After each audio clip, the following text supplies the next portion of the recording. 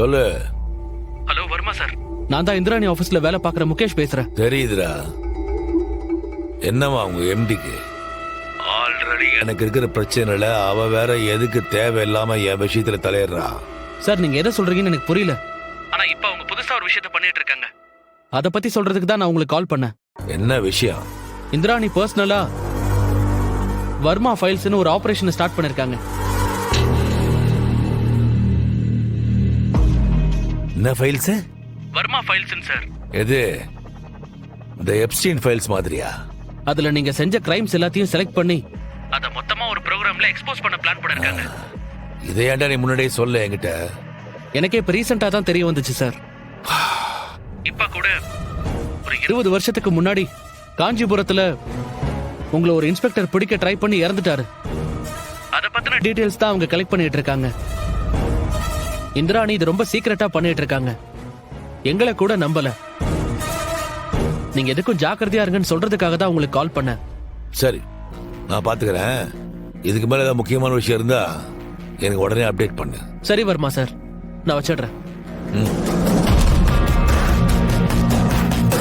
அந்த இந்திராணி எவ்வளவு பெரிய வேலையை பார்த்துட்டு இருக்கா. சுத்தி ஆளை போட்டிருக்கான். அவன் என்ன பண்றான்னு தெரியல அவனுக்கு. எப்படி இதெல்லாம் ஒண்ணு மேல ஒண்ணு ஒண்ணு மேல ஒண்ணு ஏதாவது வந்துட்டே இருந்தா என்ன? வர்மா ஃபைல்ஸ் ரெடி பண்றானா? கபில் வேற இதெல்லாம் கண்டுக்காம அவனுக்கு என்ன புத்தி கெட்டு போச்சா? இதெல்லாம் தெரியாதா அவனுக்கு?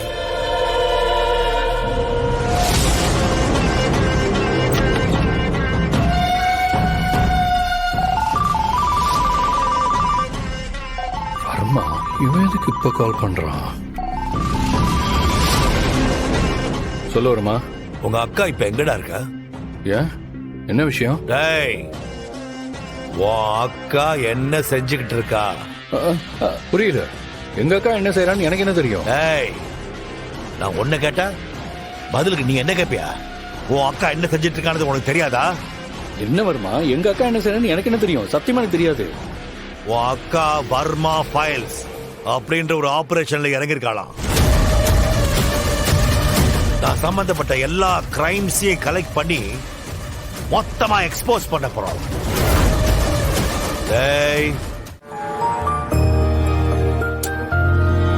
இந்தா இன்னும் கொஞ்சம் மட்டும் சாப்பிடு பாவை.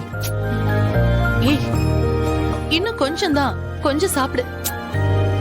சாப்பிடு பாவை, நீ சரியாவே சாப்பிடுறது இல்ல. பாவை சாப்பிடு.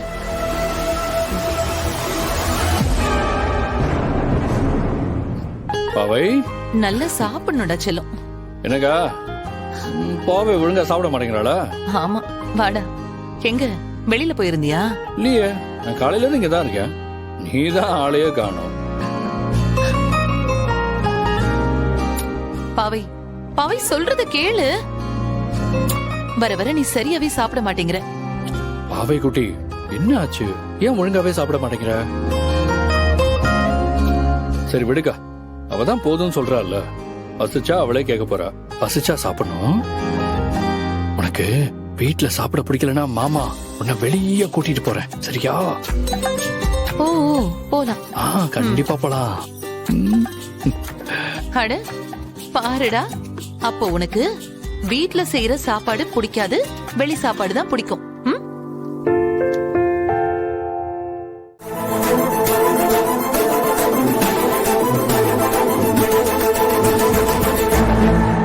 என்னக்கா?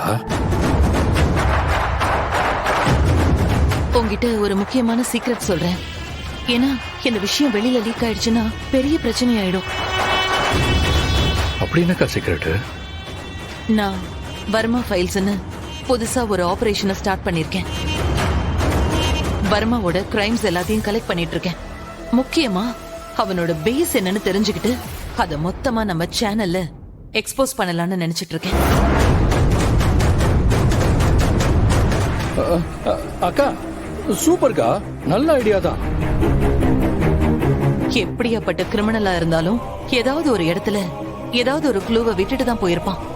அப்படி எனக்கு அவனை பத்தின ஒரு முக்கியமான க்ளூ கிடைச்சிருக்கு. அப்படியா? பெரிய விஷயம்தான்க்கா. அவனை பத்தி இது வரைக்கும் போலீஸாலே எதுவும் கண்டுபிடிக்க முடியாம இருக்காங்கக்கா. ஆமா, ஏதோ க்ளூன்னு சொன்னீங்க, அது என்ன க்ளூக்கா?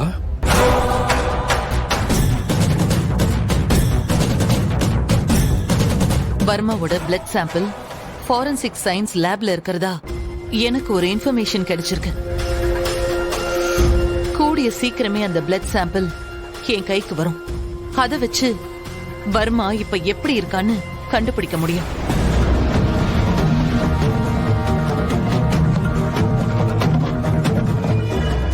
கூடிய சீக்கிரம் அந்த வர்மா யாருன்னு எல்லாருக்கும் நான் காட்ட போறேன். அதுக்கப்புறம் அவனை பிடிக்கிறது ஒண்ணும் அவ்வளவு கஷ்டமாலாம் இருக்காது. அக்கா, நீ சொல்றதெல்லாம் பார்த்தா இது ரொம்ப பெரிய விஷயமா இருக்குக்கா. இத நீ மட்டுமா செஞ்சிட்டு இருக்க? வேற யாரையும் கூட ஹெல்ப்புக்கு வச்சுக்கலையா?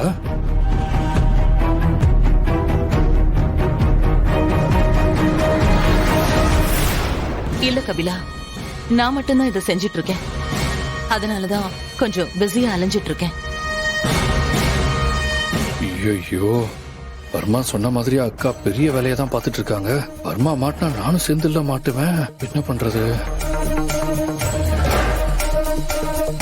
ஏய் கபிலா, அக்கா, ஆக்சுவலா நான் இந்த விஷயத்த யார்கிட்டயுமே சொல்லக்கூடாதுன்னு தான் இருந்தேன்.